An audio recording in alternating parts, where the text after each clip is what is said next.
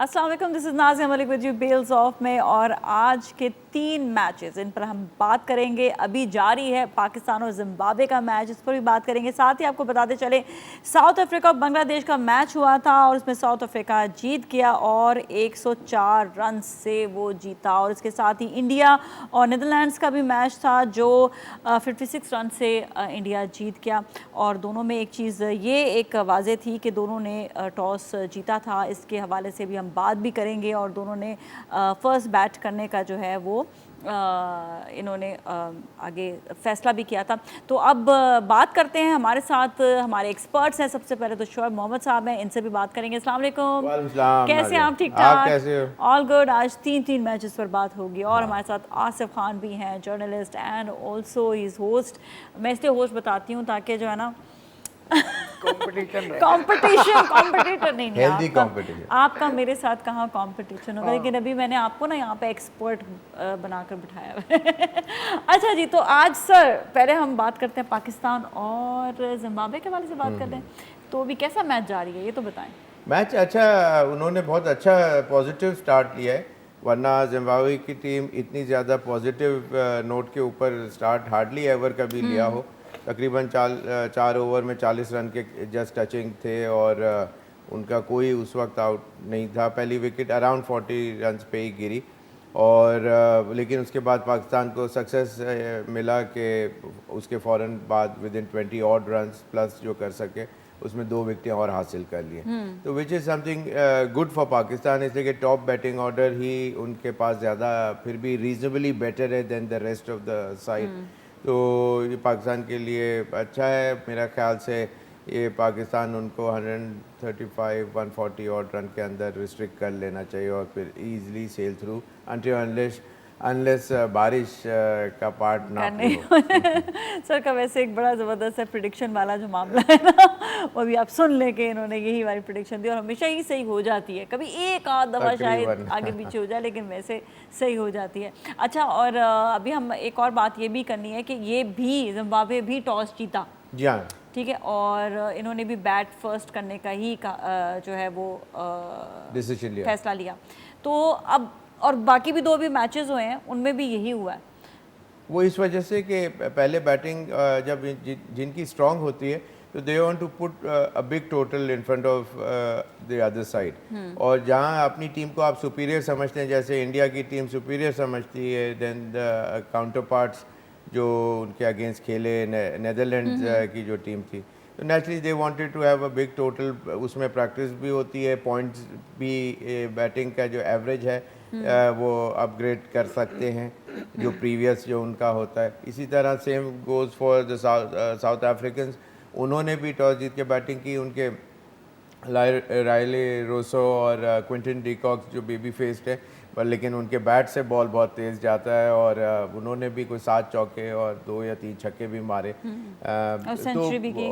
नहीं, वो रोसो ने की। हाँ, तो बात इसका मतलब ये है कि उनकी जो टॉप बैटिंग पिछले मैच में भी क्विंटन डिकॉक्स ने जो है वो विद इन 13 बॉल्स टोटल 39 पे ले गए थे और जबकि दूसरे ऑपोजिशन जो अदर एंड पे जो बैट्समैन था उसने एक बॉल भी नहीं खेली थी।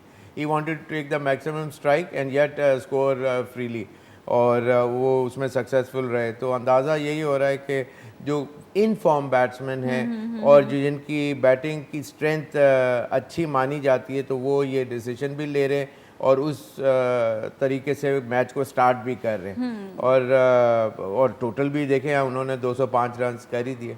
बिल्कुल बिल्कुल। अभी हम ब्रेक पे जाएंगे, ब्रेक के बाद आसिफ से अभी हम कमेंट्स लेंगे अबाउट जिम्बाब्वे एंड पाकिस्तान जो इस वक्त मैच जारी है। पाकिस्तान की बॉलिंग के हवाले से थोड़ी सी बात करेंगे, but you all stay with अस।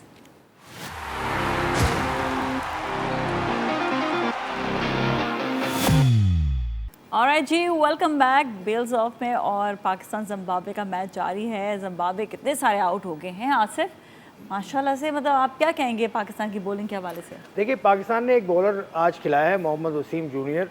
उसके आने की वजह से बॉलिंग में काफ़ी आपको नज़र आया है, पेनिट्रेशन नज़र आई है। वो हैट्रिक पर भी आए थे। शाहीन शाह अफरीदी ज़रा से अभी भी ग्रुप में अपने आए नहीं है वापस। हाँ, हाँ। शाहीन शाह अफरीदी ने 29 रन दिए हैं 4 ओवर्स में और विकेट लेस रहे हैं वो। अगेन इंडिया के मैच में भी वो रहे थे। Is because of the injury जो उनको हुई थी। इंजरी से वापस आए हैं, अभी आहिस्ता आहिस्ता ग्रुप में आ रहे हाँ, हैं। हाँ। उनका रनअप मुझे ऐसा नहीं लगता कि वो 100% भाग भी रहे हैं। वो थोड़ा सा उनके जहन में है जो उनके घुटने में चोट लगी थी।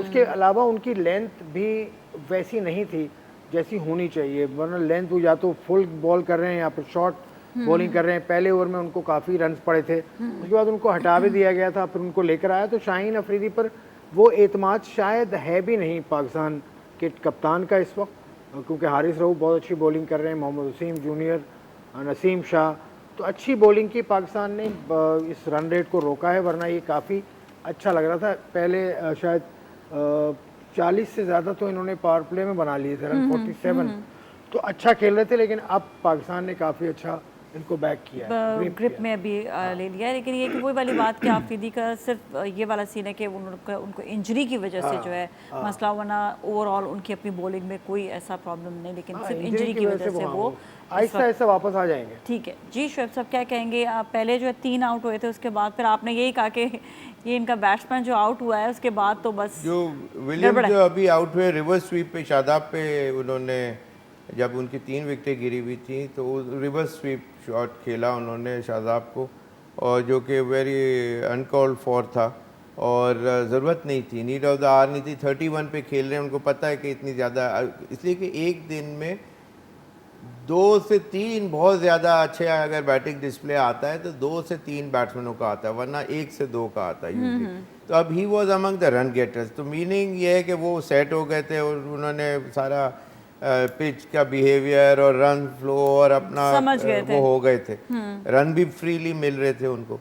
तो उनको ये शॉट की ज़रूरत नहीं थी, लेकिन उनके उससे डैमेज उनकी टीम को ये हुआ कि वो जैसे ही आउट हुए तो और 3 प्लेयर और आउट पीछे हो गए। अच्छा, एक चीज़ और भी कि जिस तरह ये शॉट जो है ये आपने कहा कि इसकी ज़रूरत नहीं थी अभी, ये जब खेला जाता है नाज़िया कि हाँ। जब आप फील्डिंग पोजीशन डिस्टर्ब करना चाह रहे हो, बॉलर बहुत टाइट लेंथ और लाइन पे गेंद कर रहा हो और इस तरह की, उसको कुछ डिफरेंट तरीके से बॉल कराए वो, या पोजीशन ऑफ द फील्डिंग जो है पोजीशन वो चेंज करवाने के लिए, तो अभी तो वो आया ही है।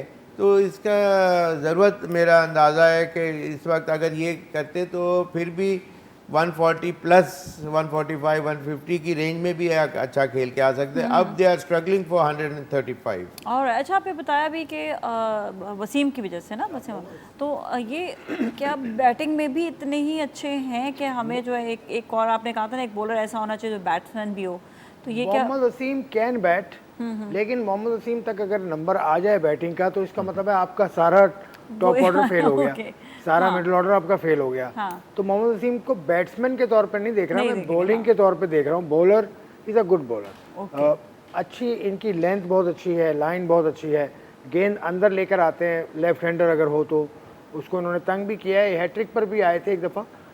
ये जो विलियम्स की बात अभी कर रहे थे, जो रिवर्स स्वीप खेला उसमें एक कमी ये भी थी कि वो बहुत पहले से पोजीशन पे आ गए थे, बहुत पहले से वो रिवर्स खड़े हो गए थे, बॉलर को पता चल गया। हाँ एग्जैक्टली, तो यही हुआ। शादाब ने फिर उनको उसी लाइन पे गेंद की जिस पर वो कर रहे थे, तो उस वजह से भी वो शॉट अनटाइमली तो था, लेकिन नॉट वेरी वेल प्लान्ड और वेरी वेल एग्जीक्यूटेड भी वो शॉट नहीं था, वो बहुत पहले पोजीशन में आ गए थे, तो इसकी वजह से आउट।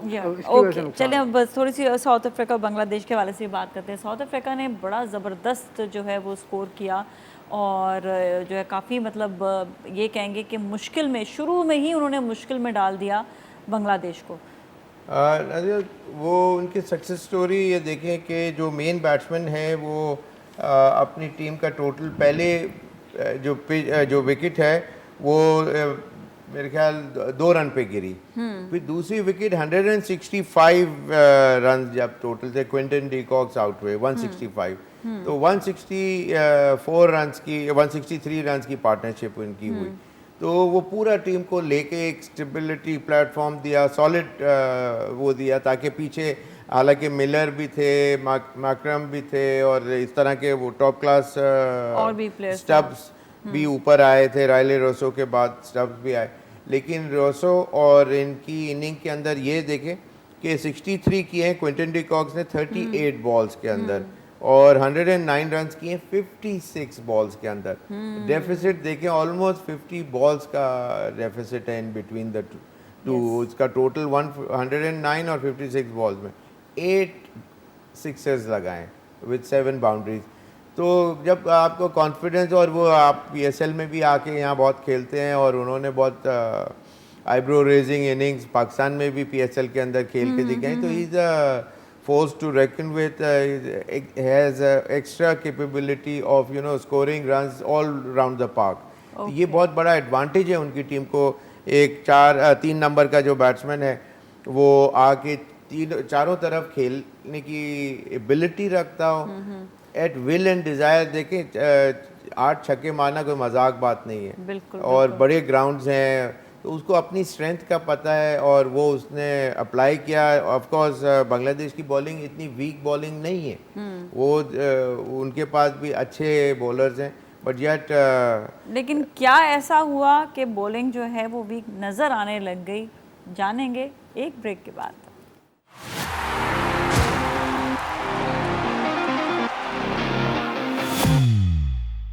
और जी बेल्स ऑफ में एक बार फिर मैं आपके साथ मौजूद है। मैं आसिफ की तरफ आऊँगी। और आसिफ, हमने इंडिया और पाकिस्तान कह रही हूँ, इंडिया और नीदरलैंड्स के मैच की बात कर रहे थे। तो आसिफ, हेलो। इधर ही है ना? I'm all engrossed in the match. अच्छा, which is underway. Pakistan versus Zimbabwe. आज 3 2 बॉल्स रह गई हैं। 2 बॉल, अच्छा इसलिए वो हाँ, चले। मैं उसमें- आप फैसल भाई से पूछते रहते, फैसल भाई अब क्या हुआ मैच का बताए। चले लगा भी देते हैं, देख ही लेते हैं। चले इसी को देख लेते, क्योंकि आसिफ का पूरा ध्यान जो है ना वो पाकिस्तान जिम्बाब्वे के मैच पर है, तो नहीं कुछ और पूछ सकती मैं। नहीं, वसीम जूनियर ने 4 विकेटें हासिल कर ली हैं अब तक। Is bowling so well. 4 wickets 21 run देकर बहुत बहुत जबरदस्त। आई थिंक एक अच्छा इजाफा हुआ है ना। बहुत अच्छे बॉलर हैं वसीम, और मेरे ख्याल है इस्लामाबाद यूनाइटेड से शायद खेलते हैं, मुझे सही याद नहीं, लेकिन काफ़ी पहले से हैं, सर्किट में तो हैं काफ़ी पहले से। और PSL भी खेले और काफ़ी एडजस्टमेंट भी इनके रनअप में हुई है। ये एक जंप लेते थे पहले, रनअप इनका ऐसा था कि बॉल शुरू करने से पहले ये एक जंप लेते थे। वो जंप शायद खत्म हो गया है, लेकिन वो जुनैद किसी ने कहा होगा कि जंप ना ले। हो सकता है किसी ने कहा हो, या किसी कोच ने इनको कहा होगा ये एक हॉप इनके हॉप को बंद कर दे। हाँ, ये अभी भी है हल्का अभी भी हल्का हल्का सा है। हाँ, तो ये अच्छे इजाफा है। ये फास्ट बॉलिंग आमरी में पाकिस्तान की बहुत अच्छा इजाफा है। और विकेट्स भी लिए हैं, विकेट्स भी आज लिए हैं, 4 विकेट्स लिए हैं, 22 रन दिए हैं, 130 run, which is a good. 24 run दिए हैं, गुड टोटल। तो ये अच्छा एक आप कह रहे हैं अच्छा टोटल है, क्योंकि शोएब भाई कह रहे थे 140 140 135 से 140, तो 130 से 140 तक कहा था। ठीक है, पाकिस्तान को कर जाना चाहिए ये। चलिए, प्रेडिक्शन एक और सही होगी ना शोएब साहब की? नहीं, पाकिस्तान इससे कि ये बैटिंग विकेट भी है, इसलिए ये इनको, आपने कल जो मैच देखा था जो आयरलैंड खेल रहा था, उसमें गेंद बहुत ज़्यादा सीम और मूवमेंट बहुत थी और हाइट भी बहुत पकड़ रहा था। इस तरह की आज कोई चीज़ नज़र नहीं आ रही, इसलिए इनको बहुत आसानी हुई। हमारे बॉलर्स और ज़्यादा पेनिट्रेटिव नज़र आते, लेकिन ये कि अपार्ट फ्रॉम रऊफ़ जिन्होंने सिर्फ 12 रन दिए 4 ओवर्स के अंदर, आउटस्टैंडिंग बॉलिंग की, लेंथ और लाइन अपनी, शेयर पेस भी इस्तेमाल करी, और उनके बैट्समैन इतना उनको नहीं समझ सके। लेकिन वेरेज शाहीन आफरीदी जो हैं वो थोड़ा सा हेजिटेंट से भी हैं, अंदाज़ा यही हो रहा है, फुल फ्लैट आउट नहीं जा रहे। लेकिन पाकिस्तान इसलिए भी खिला रहा है उनको, अभी वो वाली चीज़ नहीं है जो वेनम उस किस्म का जो पहले मैचेस के अंदर उन्होंने शो किया है, बड़े मैचेस में या UAE में या दूसरी जगहों पे।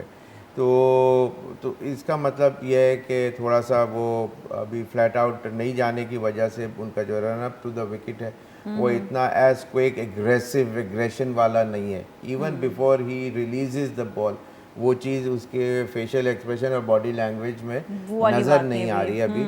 आई थॉट कि जब फिट हो जाएगा, लेकिन पाकिस्तान इसलिए खिला रहा है उनको कि एक नाम भी है और नाम है, सामने वाली टीम के ऊपर प्रेशर है कि Pressure जी तो शाहीन आता है, आफरीदी हाँ। गेंद कर रहा है, he will do something extra out of the box. No matter तो what, हाँ। थोड़ा सा उसको उस तरीके से भी खेला जाता है जो दूसरे बैट्समैन खेल रहे होंगे। बिल्कुल। अच्छा, हम चाहेंगे कि हाइलाइट्स भी देख लें इंडिया और नीदरलैंड्स के मैच की। Okay. तो हाइलाइट्स पहले देखते हैं, फिर थोड़ी सी उस पर बात Sure. करेंगे। Lovely from KL Rahul, just easing that ball down the ground. He is a lovely... Rohit pulls and pulls into the crowd. It's the flag. And slashes this away behind. That's up in the air. And clears the fence.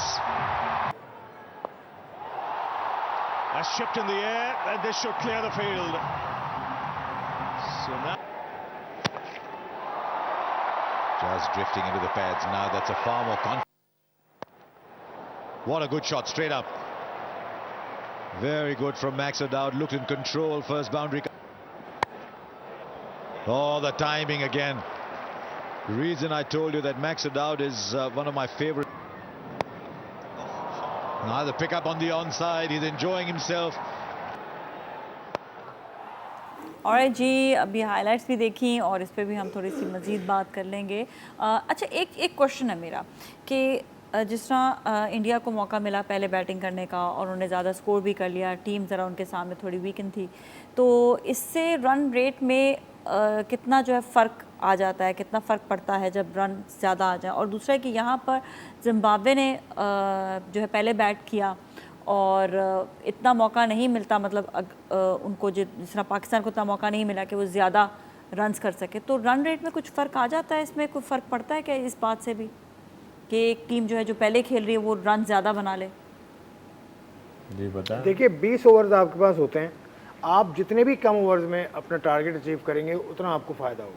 ठीक है। अब वो अगर आप पहले batting कर रहे हैं तो वो तो उस सूरत में तो नहीं होगा, लेकिन जब दूसरी बार आप बैटिंग कर रहे हैं तो कम से कम ओवर्स में अगर टारगेट अचीव कर लिया आपने तो आपका रन रेट अच्छा हो जाएगा और विकेट्स भी ना गिरे। ऑन दी अदर हैंड अगर मैं आपको जल्दी आउट कर लूँ, जितना कम स्कोर पे मैं भी आउट कर लूँ आपको, मुझे उसका फ़ायदा होगा। जिस तरह से आज साउथ अफ्रीका को बहुत फ़ायदा हुआ जो उन्होंने बड़े मार्जिन से जीता, 108 से शायद जीते, तो उनका जो रन रेट है वो +520 है। 5.20 is a huge run rate, highest amongst all the teams that are playing. उसके बाद इंडिया उनसे ऊपर है रन रेट पॉइंट्स के हिसाब से, लेकिन रन रेट में साउथ अफ्रीका अब ऊपर आ गया। हाँ, ऊपर है, सबसे ऊपर है, सबसे ऊपर है। Okay, yes. अच्छा, क्या कहेंगे आज जो है स्पेशली साउथ अफ्रीका का भी मैच हुआ, फिर इंडिया का भी हुआ है, अब आगे आप मज़ीद क्या देख रहे हैं कि ये जो टीम्स हैं ये आगे जो है कौन सी वाली मज़ीद आगे जा सकती है? देखिए जो टॉप टियर की जो टीम्स हैं वही परफॉर्मेंसेस दे रही हैं, ऑल्दो के आयरलैंड का एक वन ऑफ मैच वो 1-1 पॉइंट्स ईच टीम्स को बारिश की वजह से उनको ज़रूर मिला, लेकिन जो टॉप वर्ल्ड क्लास टीम्स इस वक्त जो हैं वो ही इसके अंदर सिर्फ एक टीम जो है वो साउथ अफ्रीका की टीम के ऊपर यह है कि उनका परफॉर्मेंस बहुत अच्छी है और पाकिस्तान का जो उनसे मैच आने लगा है वो बहुत क्रूशल भी होगा, इसलिए कि पाकिस्तान इंडिया से हार चुका है। तो ये मैच हमारे को, ये तो इजी सेल थ्रू मैचेस हैं, क्रिकेट है, इसके अंदर जीत ही जाना चाहिए अगर वर्ल्ड लेवल के ऊपर आप जब कंपटीशन में आए तो, और अपने आप को आप दुनिया की बेस्ट टीमों के लाने की कोशिश करते हैं। तो ये इस तरह के मैचेस जीत गए आप, लेकिन फिर वो क्रंच जो मैच है वो साउथ अफ्रीका के अगेंस्ट आएगा। उनके बैट्समैन भी हमारी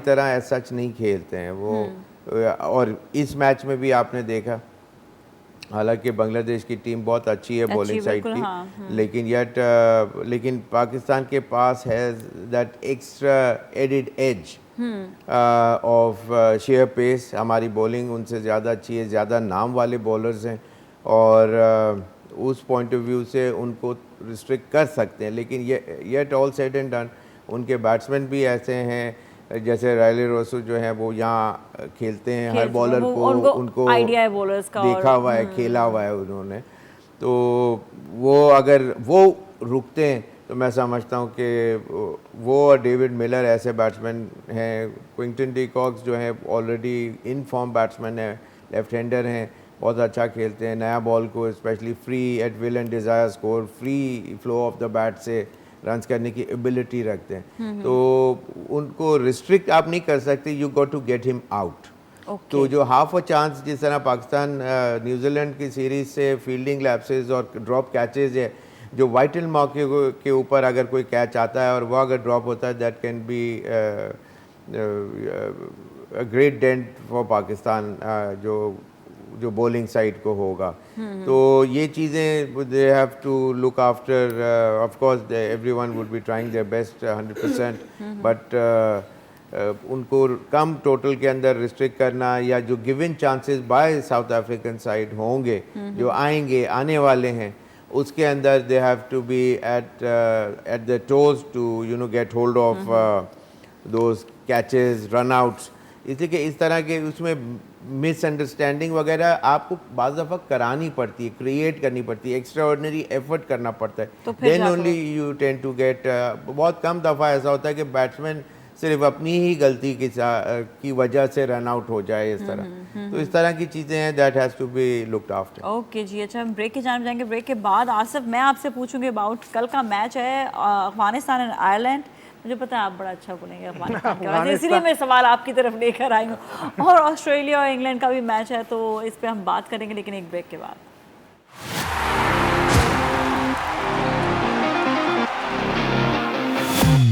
और जी बेल्स ऑफ में एक बार फिर हम आपके साथ मौजूद हैं। आसिफ से हम बात करेंगे स्पेशली अफगानिस्तान और आयरलैंड के मैच के हवाले से, लेकिन आप कुछ कहना चाह रहे थे साउथ अफ्रीका फील्डिंग पाकिस्तान की fielding. Yes yes yes, Pakistan की फील्डिंग उस मेयार की आज भी नहीं थी। साउथ अफ्रीका जैसी टीम जो कि नंबर 1 फील्डिंग साइड है इस ग्रुप में, तो है कम से कम जिसमें हम हैं, तो पाकिस्तान को फील्डिंग में बहुत कुछ करने की जरूरत है। हाई कैचेस पकड़े नहीं, आज भी पाकिस्तान से ड्रॉप हुए कैचेस।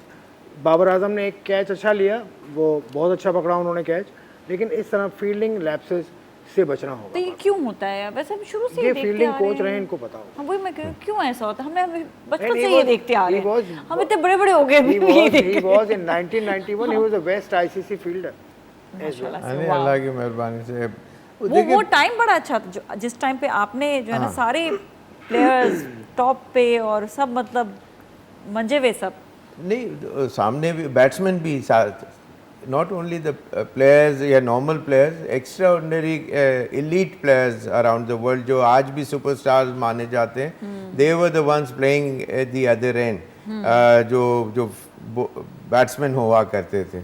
तो उनका प्रेशर और होता है। विव रिचर्ड्स अगर खेल रहा है, उसका अगर कोई आपने चांस छोड़ दिया, या बोतम खेल रहा है, या गवास्कर साहब, या इस तरह के वर्ल्ड क्लास जो बैट्समैन जो हमारे अगेंस्ट बॉर्डर वहाँ से और सारी दुनिया के वर्ल्ड क्लास प्लेयर हमारे अगेंस्ट होते हैं, तो इनके शॉट में जब बॉल आती थी तो पता चलता है कोई शॉट आ रहा है, जो ख़ास तौर पे जैसे बोतम वगैरह का, इनका अगर कोई मिस भी होता तो ऐसा हवा से आवाज़ ऐसी बनती थी कि इंसान वैसे ही घबरा जाए, इतना तेज बल्ला उनका air through the air quick करके ऐसा आवाज़ आती थी। क्या फील होती थी? आप लोग क्या सब फील करते थे? उसके लिए उसके ऊपर आपको कंपोजर चाहिए, सबसे बड़ी बात।